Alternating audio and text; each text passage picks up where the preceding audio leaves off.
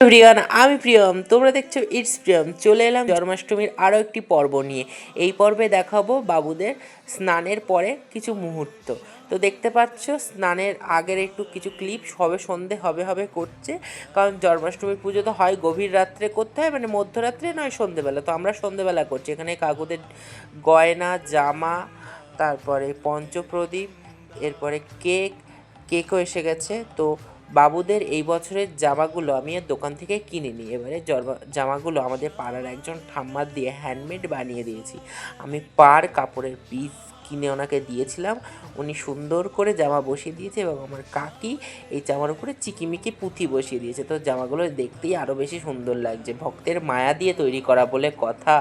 তারপরে বাবুদের সুন্দর করে বুবুনকে হাফ সাজিয়ে দিলাম। এরপরে ফুল সাজিয়ে সিঙ্গার করিয়ে ফুল টুল দিয়ে বাবুদের দর্শন করিয়ে দিলাম সুন্দর করে। ওনাদেরও তো দেখতে হবে ওনারা কেমন সেজেছে। এরপরে ঠাকুরের ভোগ দিয়ে দিলাম, লুচি, 5 রকমের ভাজা, আলুর দম, সুজি, 5 রকমের ফল, 5 রকম মিষ্টি, দই, ঘি, মাখন, মিছরি, মালপোয়া, তালের বড়া, নারকেল নাড়ু, এই চকলেট কেক, এই সব দিয়ে ভগবানকে সুন্দর করে সেবা দেওয়া হয়েছে। তার সাথে সামনে প্রদীপ দিয়ে সিঙ্গার করে দেওয়া হয়েছে, যাতে সাজাতে বোঝাতে তো হবেই।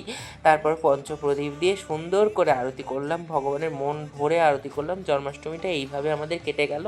এরপর সর্বশেষ কাজ, সেটা হচ্ছে কেক কাটিং করলাম, প্রসাদ বিতরণ করলাম। এখন এই পর্যন্ত।